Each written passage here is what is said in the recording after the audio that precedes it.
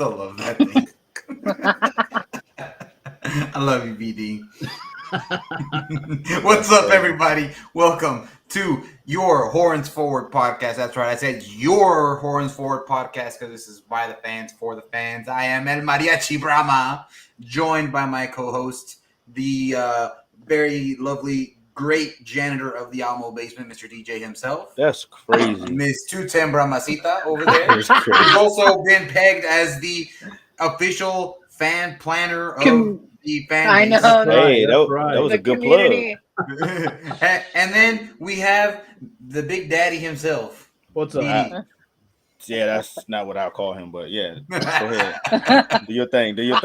Right. Well, if we're going to do our thing, then I might as well let people know, by the way, these are back in stock at your favorite brewery here in San Antonio. I got a bunch of them. Some of y'all were not tailgating with me this past Sunday at the Alamo Dome. We were just staying hydrated in the parking lot, but let's start how we always friends do. In the parking lot hanging out. You know, it was hot. You get thirsty and you wanted to have a drink. So yeah, we were staying hydrated and conversing, and just happened to be in the parking lot of the Alamo Dome. Like, absolutely, no tailgating at all. We listened, and I can't see the chat again. Wonderful, great. Okay, so I'll let y'all. Nobody said anything. But now that we're talking about like the not tailgate, not tailgate. What were you doing out there? So, that's actually a little precursor of something that we have in the works. So, I obviously, as the mariachi, that is paying homage to where I come from, to my roots, and also to where the roots of a lot of San Antonio comes from, let's be honest, the Mexican culture. And so what I did is I'm going to go ahead and share my screen here real quick. But I went around asking fans how well they knew football terms in Spanish. And I can tell you right now that our fans got to practice their Spanish. But they gave it a good try. But with that being said, I do want to make sure that this season it's all about familia, and with that familia also includes our friends south of the border, and they already come to San Antonio to do a lot of shopping. So I figured, why not? Let's talk to them and let's bring them out to the games. And what's the best way to do that? By reaching out to them via a podcast. So we have another family member who will soon be joining the Horns Forward podcast group, who is based in Mexico, and he travels from Mexico all the way to the games. He was there this past weekend, and we're working some details out, but it will be the very first Spanish-only podcast for the UFL representing the San Antonio Brahmas, and we are going to make sure that if there is a market that is to be captured, which will be the Spanish language market, that belongs to us, not to Houston, not to Arlington, not to one of those other teams up north. It belongs to us. So Monterrey, ya saben, yo los quiero ver en el Alamo Dome esta temporada. Monterrey, Laredo, Piedras Negras, Matamoros, todos ustedes de la frontera. Sí. Ven para el partido. So that's just a little preview. Bien. And we saw him pop up in the comments. He will be coming in. You want to put his right there. That's gonna be my co-host right there, Mr. Javo Morales, de Piedras Negras, Coahuila.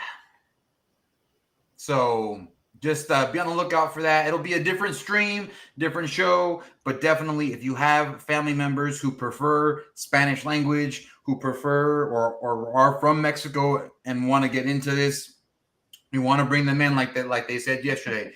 Tell a friend, tell a family member who's ever been to a game, bring them in. And I don't want to just bring in a friend or family member. I want to bring in a whole freaking country. And that's, there we go. Exactly. Period. Well, very cool. I'm glad you guys had fun out and not tailgating. But I mean, kind of the group of friends that we had there, I think there were more people in our not tailgate than were at the Roughnecks meet and greet the day before. I mean, it was pretty busy out in the parking lot. I will say. It was. I mean, we had a speaker going. We had an ice chest with beverages to stay hydrated because hydration's important. Absolutely. We're just hanging out. There's no food. There's no tents. No, we were just hanging out, waiting for them to open the doors. I mean, hey, they said be there. The gates open at 12. Event starts at 2.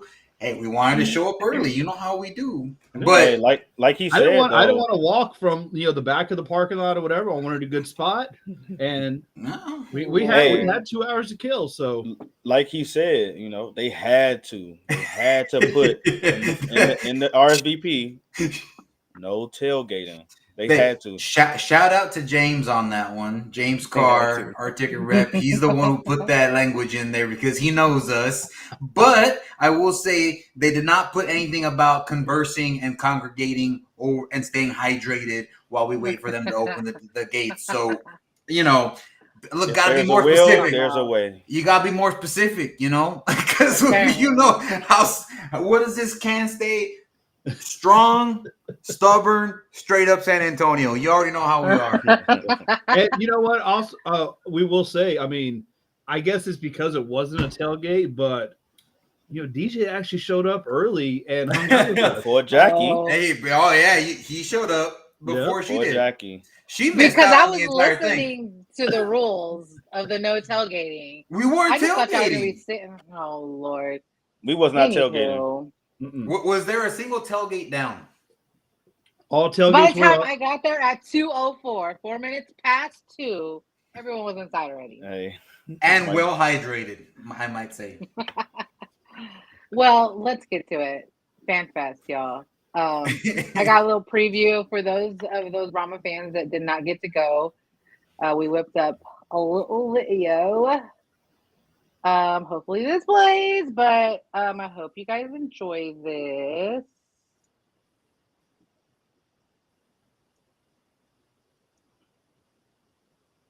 Oh, it's all choppy. I don't think it's gonna work.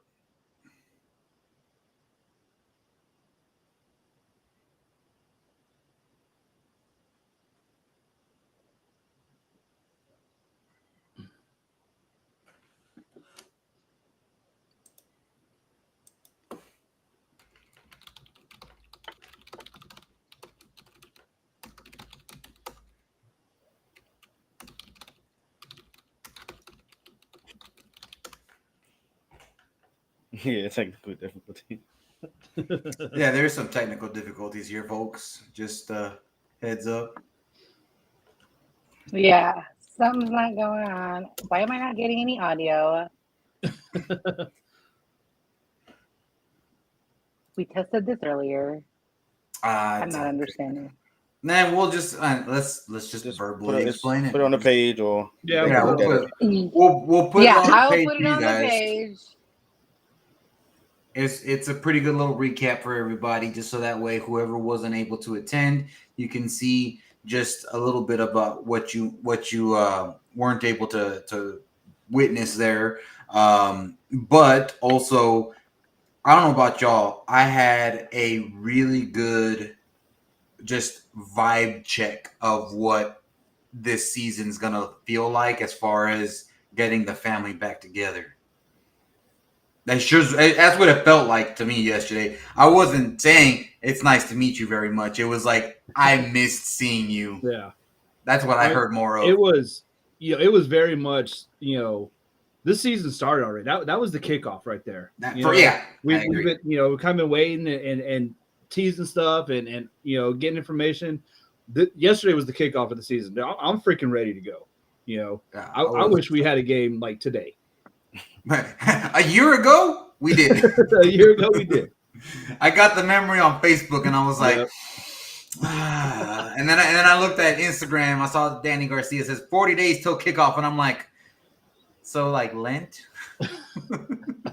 So the vibes was crazy. I think from the videos and the pictures that I've seen from around the league, I think we probably had the best turnout. I think maybe what was it like between 400 and 600 people somewhere around there. Yeah, maybe in the middle 500. And it was a lot. The thing is that the pictures that are out there are very deceiving because while others had maybe a conference room or a very compact area, we had the entire floor of the Alamo Dome for this event. So like the entire playing surface plus the entire first level of seats were pushed back for this event. So even though I know I've heard from a lot of people that have been saying, I see tens of people there. I'm like, yeah, because they are lying like hell. Well, there's a couple of pictures that we saw that it was only the seating area. Yeah, right. That's all they saw. They didn't see twice as many people standing around the seating area. Yeah, so there were twice as many people standing up around than were sitting down. Absolutely. Yeah. So for all you other fans out there who are saying like San Antonio didn't show up, the pictures are very deceiving because San Antonio fans showed up and it wasn't just season ticket holders. It was people who are brand new to this. Yep. We even had local players show up. So there was it was like Brahma Babe said, a great day. Real good day. It was one of those, it just, like I had been saying a few weeks back, I wanted to feel like a family reunion, and that's exactly what it felt like. Playing the part of Jason today. Sir, yeah. Wait, can we just, she's on here. Miss Brahma Babe. That outfit, ma'am. Yeah, that was She debuted her new little get up. Ooh. That was heat. No duct tape this season for Miss Man because she was on point. So a lot of people showed up with their new little their upgraded get-ups, and I was all for it. Yeah, you got to add too, like when soon as it opened, like you could see it was lines. It was lines at the vendors. Like that's why people were scattered all over the place. Lines at the vendors. People was getting food. Some people were sitting down. Some people were watching the big screen of the game. Yeah. It was kids playing in the blow up little bouncy house thing. So, and then there's also people lined up in the ticket booth in the middle of the floor. So it was plenty of people there. I don't know why people talking about it was tens of people. It was there were some pictures taken from some bad angles, So like I said, it didn't capture all the fans standing. It just showed some sitting down, and the seats were full, but and I there's something else that I'm gonna brag on right now that I can guarantee no other fan base had. Can they claim that they had international coverage of their fan event? I don't think so because we can. I just got a notification from a publication that went out in Nuevo Laredo, Mexico, about the fan event yesterday. Nice. So St. Louis, you can have 40,000 fans, but hey, we got a worldwide audience now. We can say we are multiple international at this point. Yeah, and it's only going to grow. Absolutely. Good things to come, man. The reach is crazy. Obviously it was great seeing Moose there and Coach Wade. I'm really glad that Coach didn't have to put up Easter decorations or something like that. So glad he was able to show up. Oh, throwing shots, man. hey man, like I said, man, glitter is a pain. Glitter is a pain. All right, but that's in the past. Yep. That's in the past. But it's it was nice to be able to see Coach Phillips and see how quickly he's embraced San Antonio. I don't know if we can play the video or if we should just say it, but it's part of my big video on there. I'm telling you. Okay, so see if one of y'all can pull it up on Facebook because it's good. Let me see if I can. My end. let me reload the page here and see if I can. It's a good one. I worked so hard on it. I want everyone to see it. All right, let me try this. All right, try it. All right. Hopefully we get some sound.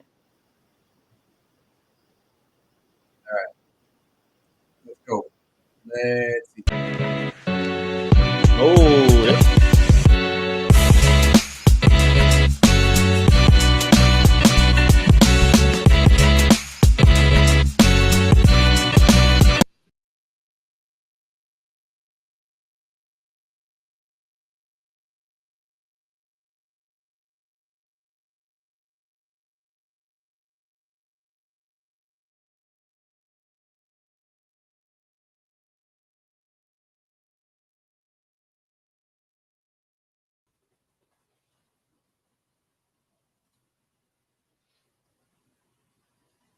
Welcome to San Antonio. Moose, welcome back. Thank you. Glad to see you guys here. So my question is this. What would you advise us to tell the average San Antonian to get them to get engaged and come out to these games, check out the product that's going to be on the field here? I think the biggest thing is, what we touched on earlier, and Jason said it, this is our first Sunday, without football in a long time. We're just down the road. So when you start to get that question in your mind, well, I need some football. Where can I go for football? Come here. It's not too far up to Arlington. Come see a training camp practice. Come up and watch us work up there. That's something that I don't know if enough people take advantage of. So just start to get ready for it. What do you expect from the fans when they come to the Alamo Dome? What do you expect us to be? What do you want us to do? You want the wave? You want us to make noise on defense? Tell us what you need, what you want, so we can push us to victory. Loud. I want you loud, and I want to hear it. When we're on defense, we want you really loud, and when we're on offense, quiet it down a little bit. But say that again. Official member of the Wade Brigade. All right. My name is Jackie Martinez, season ticket member for 2 seasons now. My question is, what's got you most excited about the transition from coaching Houston to San Antonio? Well, San Antonio is a lot better town than Houston. So. Truer words have not been spoken. I don't know how you do it in Texas. We don't do it like that in Wisconsin. I don't know about Texas how you do it. But I had to buy season tickets. Yes, please, thank you.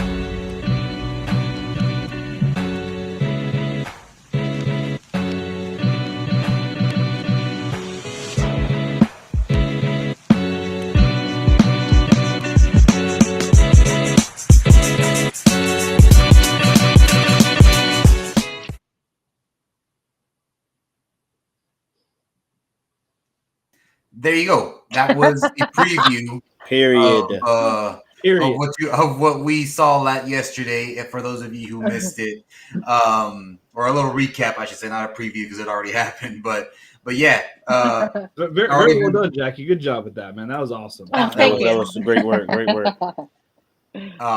But yeah, it was one of those things where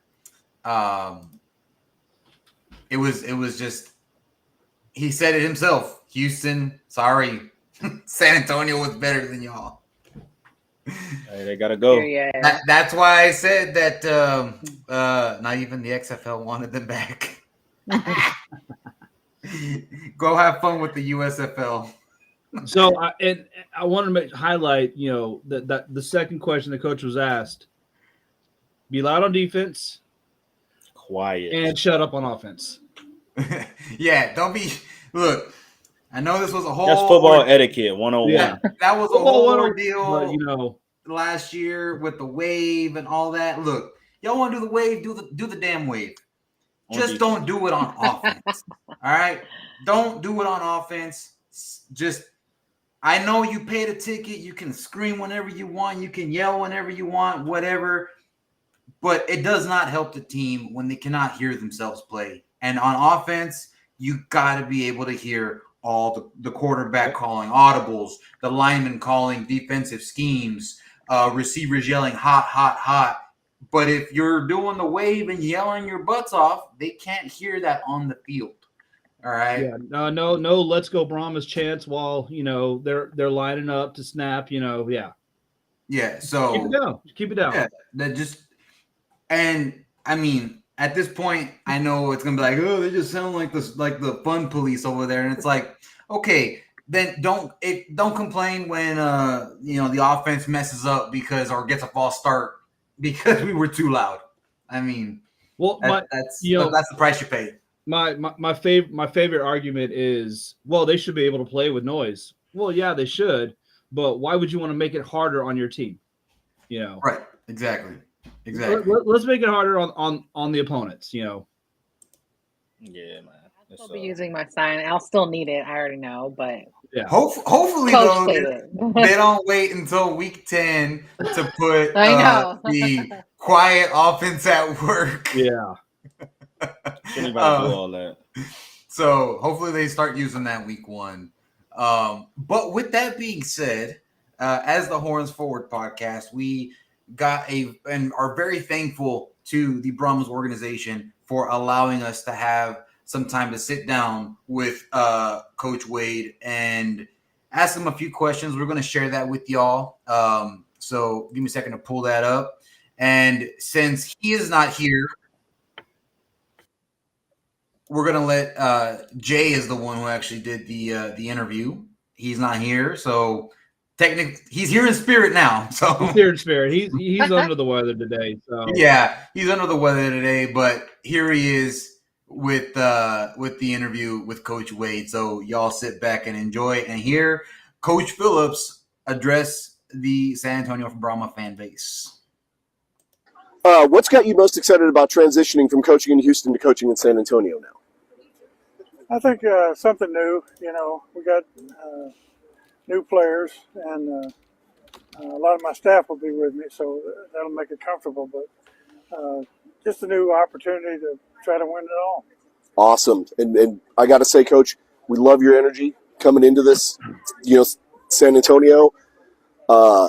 We obviously are hungry for, just a competitive football team. And I know you're going to bring that to us. But speaking of the competitive aspect of things, what are your top 3 goals this season for the team? Well, coaching-wise, you want to get the best you can get out of the players. You want to have a great culture where a team is first, and then I want them to be good people. It sounds strange, but and they're not little kids, but I want them to treat people the right way and learn to be a good citizen or a great citizen, really. Wow, Coach, that's really impressive. It does seem that these young men do need that strong guidance to become the men that they're supposed to be. So that's really impressive that you're willing to make that one of your goals for the year.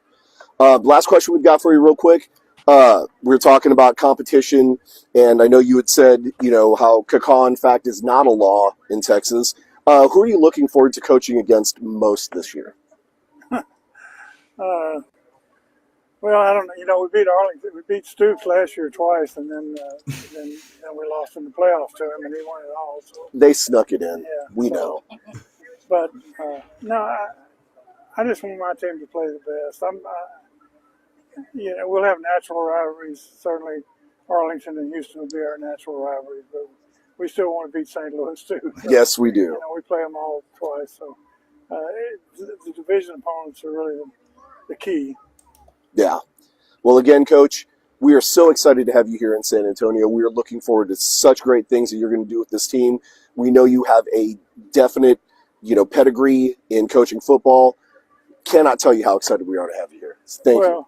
Thank you. We're going to have a good plan, and like I said, we're going to get the best out of each player, and that's all we ask. Awesome. Thank you, Coach. Appreciate it. Horns forward, everybody.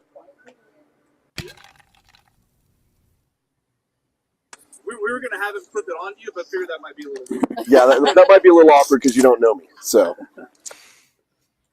What? Hey, I did not know y'all added that, man. That's hilarious. Hey, that was funny. That happened at the beginning. I could have not added. It was so funny. I missed out on something there. Oh, well. Yeah, you did. We were like literally. You had to go do like father stuff and be. Dad to go be a dad, Prior to that, we were all debating like, who's gonna put it on him? Like, do we ask him to put it on himself? Wait, do you put it on him? I was like, no, just hand it to him, y'all. Just let him put it on himself. Don't touch him.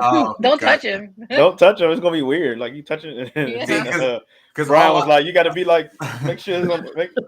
Because Coach, here. All I heard was yeah, I was gonna get on him, but you don't know me that well. And I was like, what were y'all talking about before that? Jeez. Oh man. No, what I said was, we were gonna have him put it on him, but figured that would be a little weird. Oh no, I get it. No, but what I heard was Jay said I was gonna get on you, but I don't know you that well, and so I was just like, I don't even think Jay thought he said that. That's the crazy part. I know. I mean, he was so nervous. He's not here.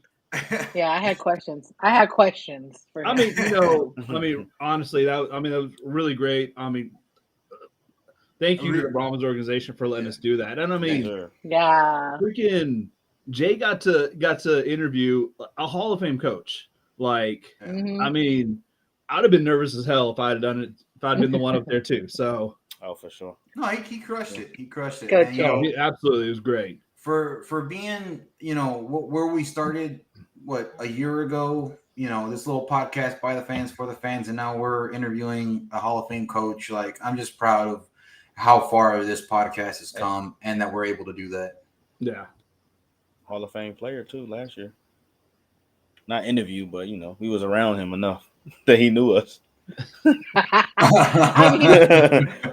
didn't speak to him personally, like an interview type, but it is what it is. The cool part though that you missed out too on Jorge is when we were all actually walking out of the dome.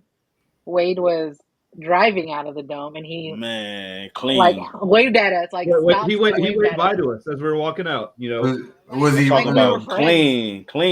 I'm about to say like Cadillac, Bentley, Mercedes. Yeah, because I'm thinking my man's rolling in like he puts my Challenger to shame. And the big, I think it was like an S-Class or something, one of the big ones. Man, all right. Like I mean, just as simple as wave by to us, like. You didn't have to do that, So yeah, like, man, I want to get out of this thing. I'm ready to go. You could have just kept driving and he's probably told us get out the way. Honked and everything. Yeah, he was saying this, not this. Hey, but one thing that I do want to kind of touch on that Moose mentioned it is cool guy too. Oh, very very cool guy. Walking down the line, people waiting in line, he's still signing autographs. Like. Cool. He'd probably still be there right now if. I was really surprised when they said, "Come up and see a training camp practice in Arlington." Oh yeah, that was key. I didn't even know that was a possibility. Me like, either.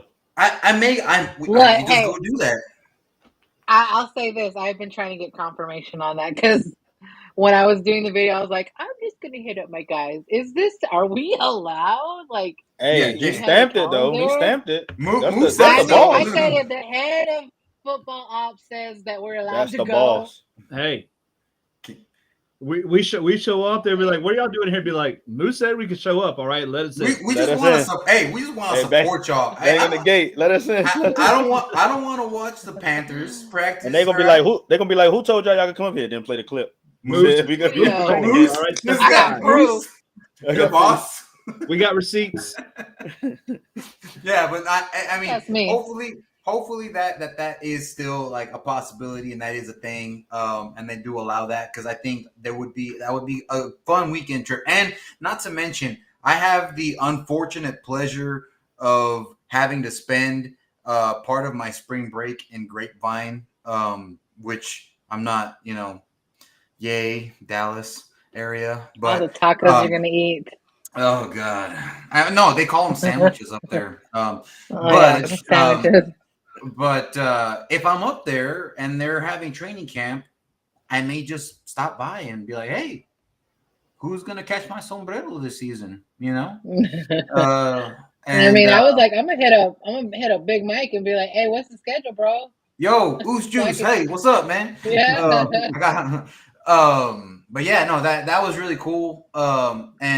And even like, so for those of you who were there, y'all saw me jump up on stage yesterday.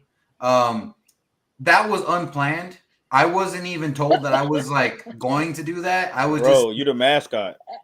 But unofficial, I am not the mascot. All right, I am not an employee of the UFL. If I gotta be a community leader, you gotta be the mascot. Yes, that is true. That is true. No, that's fine. I'll be the unofficial mascot. That's fine. No official. No, officially unofficial.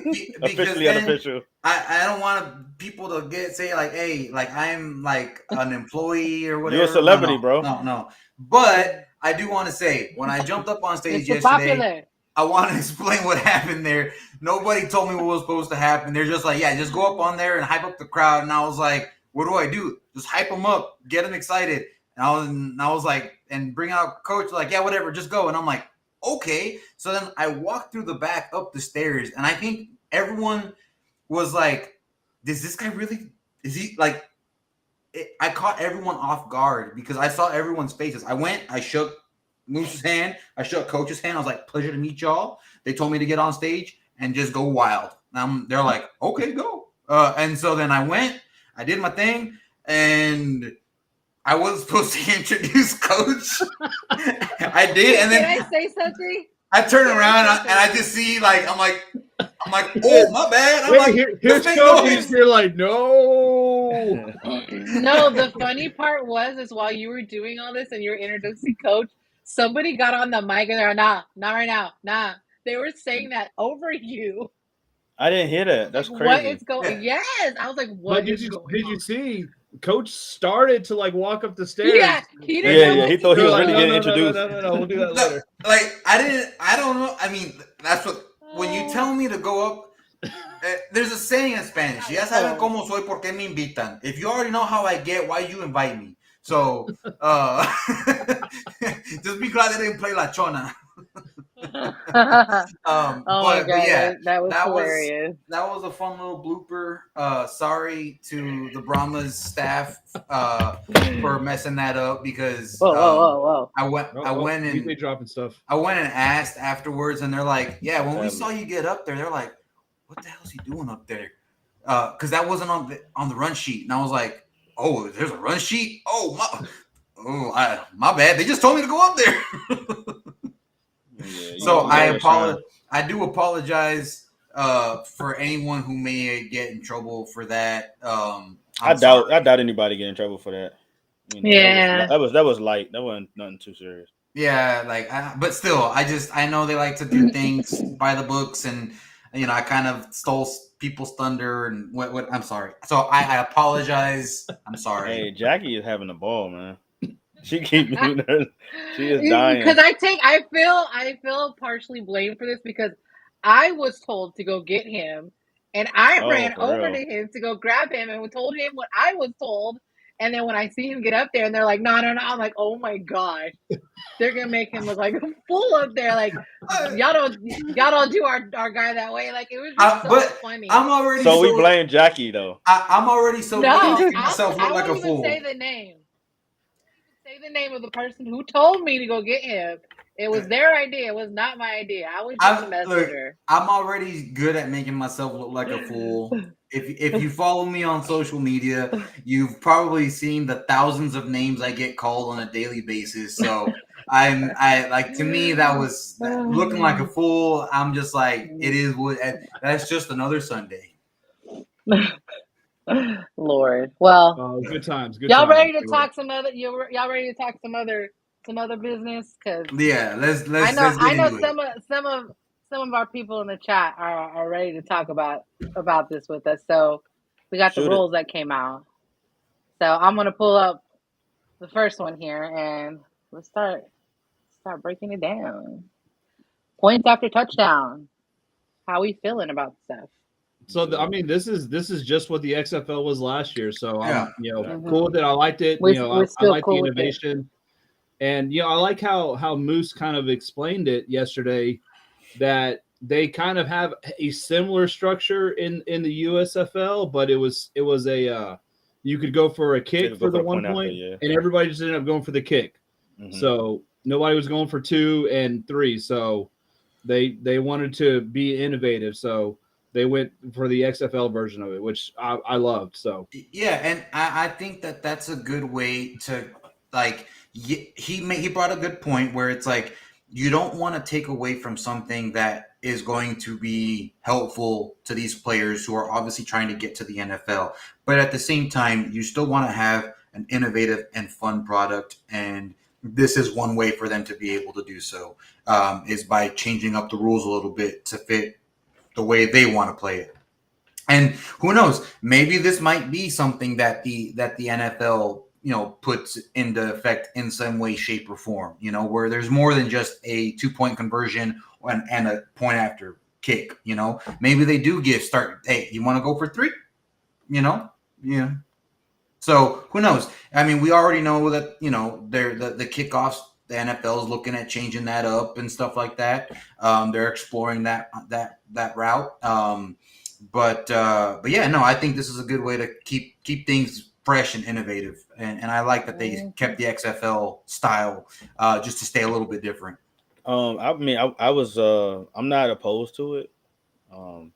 It is what it is. At the end of the day, I get both sides. Like, okay, you want the kicker to kick the ball, so that way they can have their opportunities, to get in the NFL, because taking away the extra point is part of the kicking game. So you're taking away the opportunity to get seen. So, I mean, the points is the points. I don't think anybody was really going for the 3 points. I think everybody was like, you saw a few here and there, but it was mostly ones and 2s. But it's so critical though, because that 3-point conversion, when you need it, only when you need it to, like, it can definitely make it to where a 2-score game becomes a 1-score game.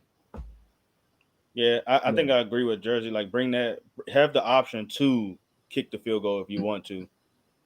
Have the option to kick the field goal, or the XFL options as well. So either or, that's what they had in the USFL last year. And like I said, I mean, it just ended up being everybody kicking a PAT basically. Yeah. So they had the rules, but nobody was really taking advantage of them. Right. So next set of rules, the catch definition. So in this case, Des would have caught it.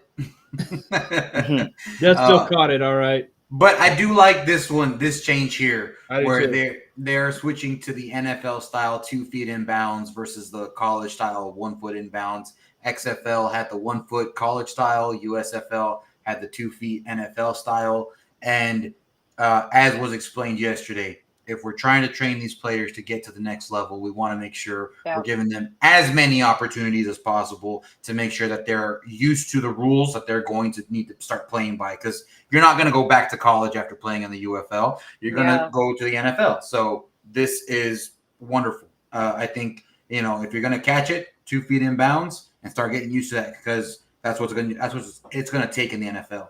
Yeah, and the 1 foot in bounds was the one rule I really did not like in the XFL last year. I'm just, if it's professional football, 2 feet down. So I'm glad they changed it. I'm glad they went with this version.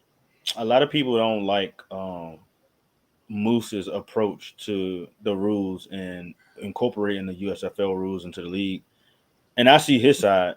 I see both, but I see his side is prepping you for the next level. Yeah. So if the 2 feet is prepping you for the next level.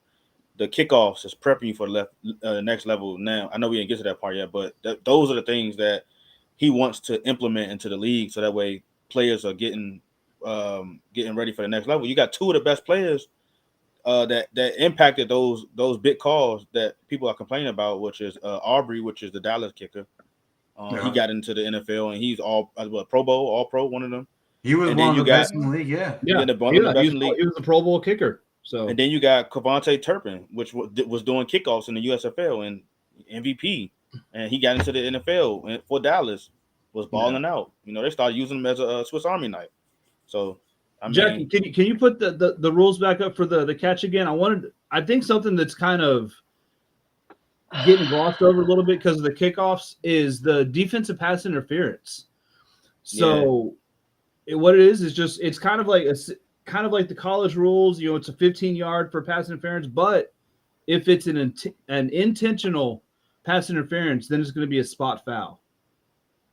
Oh, and that right there is going to be where either a lot of people are either going to love or hate Dean Blandino and Mike Pereira, like, because ultimately, if you're trying to determine intent, that's going to come down to officials' judgment. Absolutely, I see where they're coming from, you know, because we can tell, you know, you got a guy that's going up trying to defend the pass and he gets a little too aggressive and pass interference.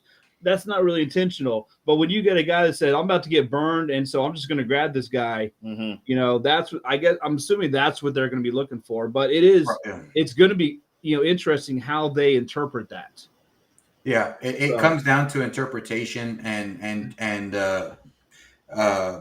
ref decision. And the thing is that we as fans, players, they're going to have to respect ultimately what comes down, because let's be real, like, these plays are all going to be significantly analyzed much more than what you would normally get in the NFL. Yeah. So keep in mind that what the ref calls on the field is already being looked at in New York by one of the two officials who's the secondary official for the game. So there's already a review happening when something like this happens. So, like, it's more than enough to be able to justify the call, whether you like it or not. I mean, it is what it is, but I just want them to call it fair. Just call it fair. Don't let the refs take over the game, and let them play. Call it fair. That's all.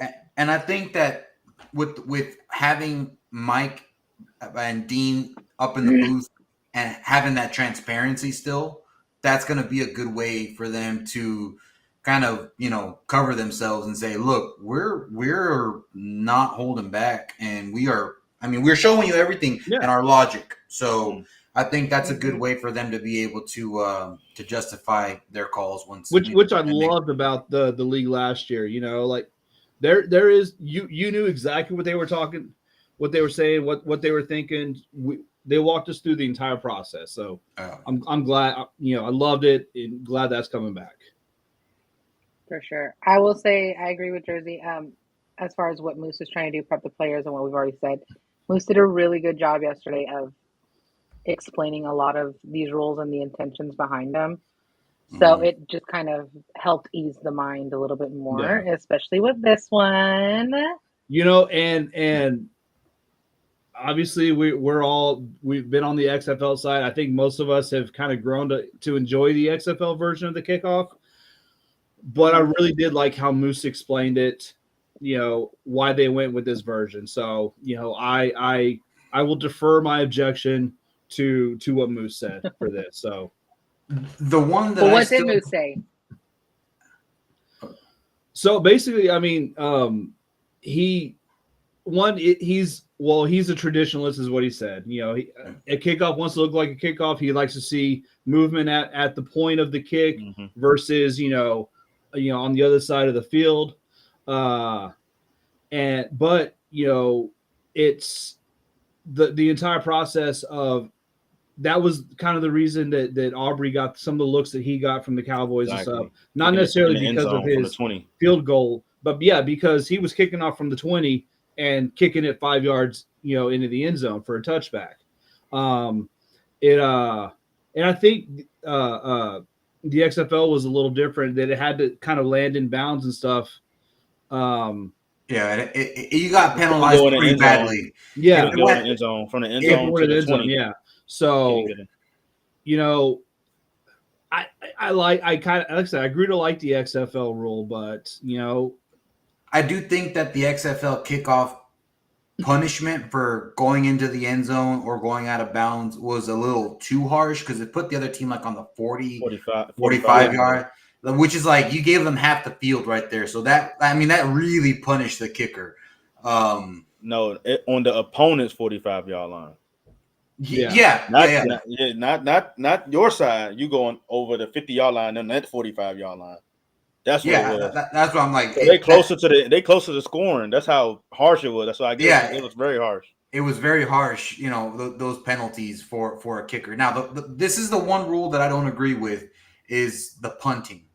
I feel like, and I've said this in other threads and things, but the punt rule I feel like punishes a punter for doing their job and doing a good job at it. Because if a punter is able to kick the ball and get it to bounce or go out of bounds at between the 5 and the end zone and stay, in the field, like within that area, I would much rather see an offense try to figure out how the heck are we going to drive 95 to 99 yards and score versus giving them a touchback and putting them on the 25 because a punter had too good of a punt.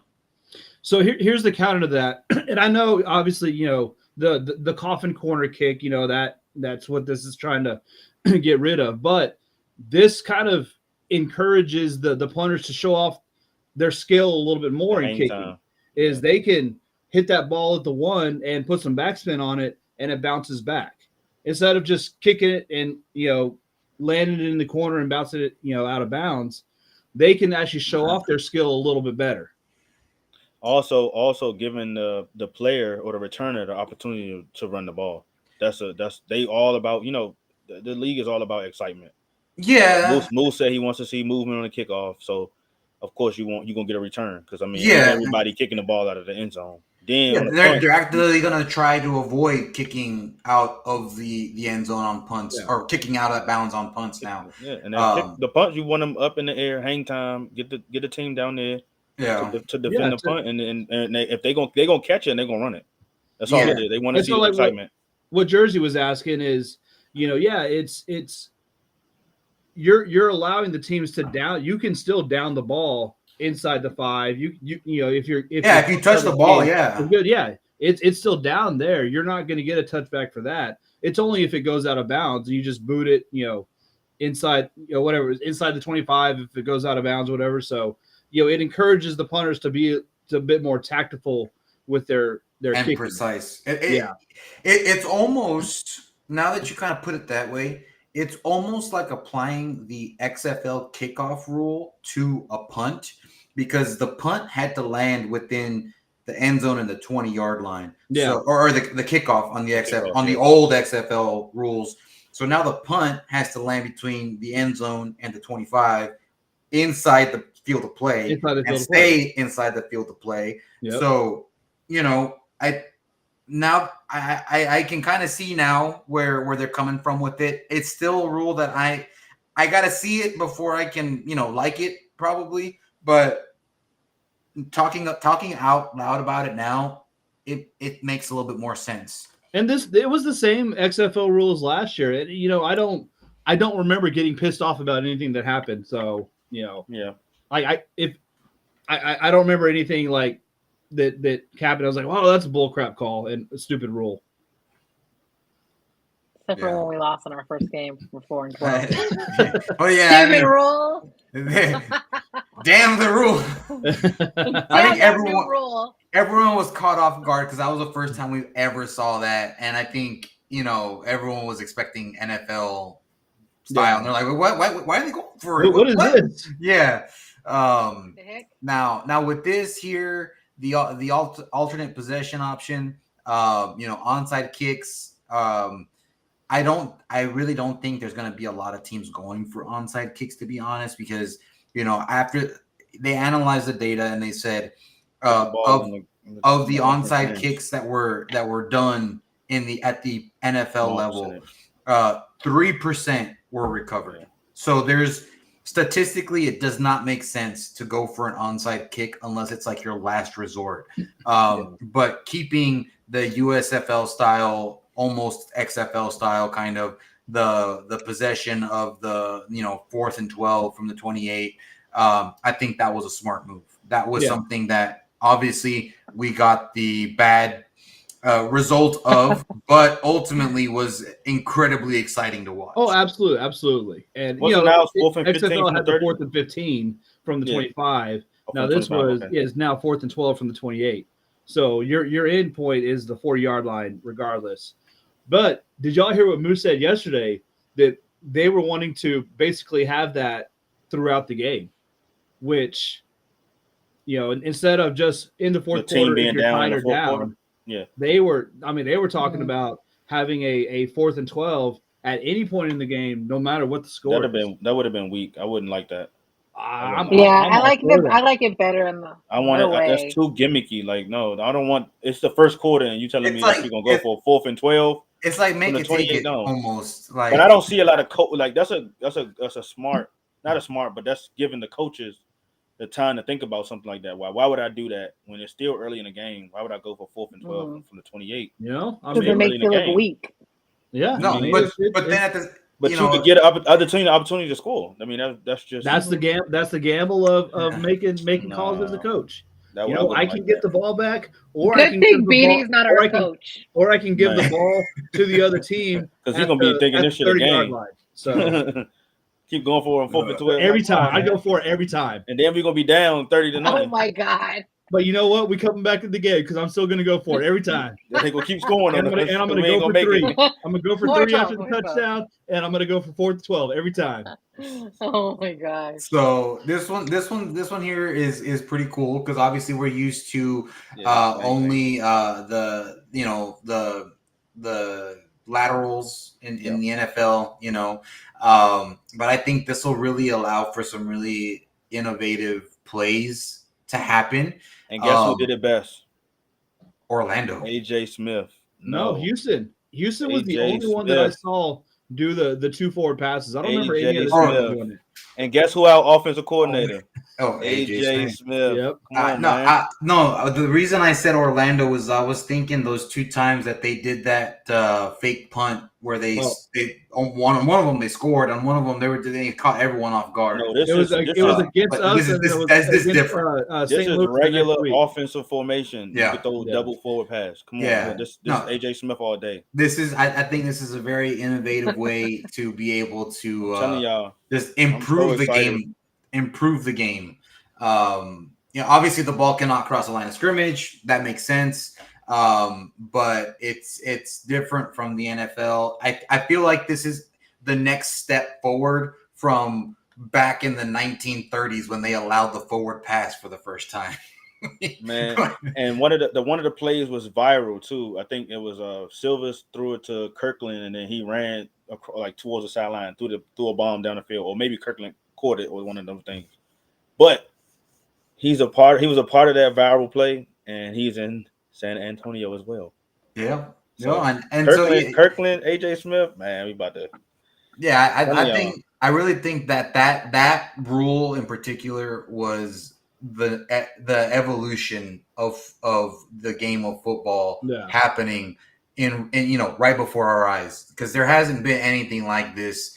Like I said, the last time they changed up the forward pass was in the 30s when they allowed the forward pass because it was just handed to the guy who can run the ball. So I think this is a good way to innovate, and I think it'll have the NFL really thinking about, hey, let's change up the game a little bit. I don't know. Did they change any of this? I didn't follow this. No, I think this is all the same, pretty much. Yeah. So one challenge. You can have one challenge. If you use it, you lose it. If you get it, you get it back. No, you don't get a challenge back. No. Oh, you don't? Okay. You only have one challenge. You only get one, yeah. Which you don't get it back. I kind of wish they would let you give you a second one if you got the first one right. Yeah.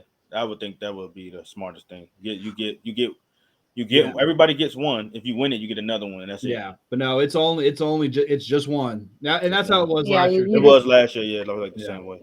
But at the same time, there's so much that gets reviewed in the booth automatically. So I think this is really where the coaching staff needs to like study the rule. Like they need to be able to recite the rule book in their sleep, because when you throw that challenge flag, you better make sure it's something that's not being already reviewed. And also, this is also their you can challenge penalties and stuff like that. That the booth is not going to challenge. Like if there's a pass interference, the booth's not going to challenge that. No, the coaches will. But guess who did that last year? Hines Ward was killing him with that. Oh yeah, he had an eye for catching penalties. Now there were a few that I was like, all right, dude, why the hell did you challenge that one? Because it was obvious that was a bad call. But the thing, what he admitted was that he's like, I can tell that's a penalty because I used to do that. Yeah, exactly. So, that was, that's one thing that, I'm glad that you can challenge penalties because, that's I wish the NFL would adopt that. Yeah. But, they can think it over while we're having fun. Yeah. This spring, in their little team meetings. And, I can already tell you Green Bay is probably going to be rejecting everything because they hate anything new. And yeah. So I love my Packers, but I know they hate change. So,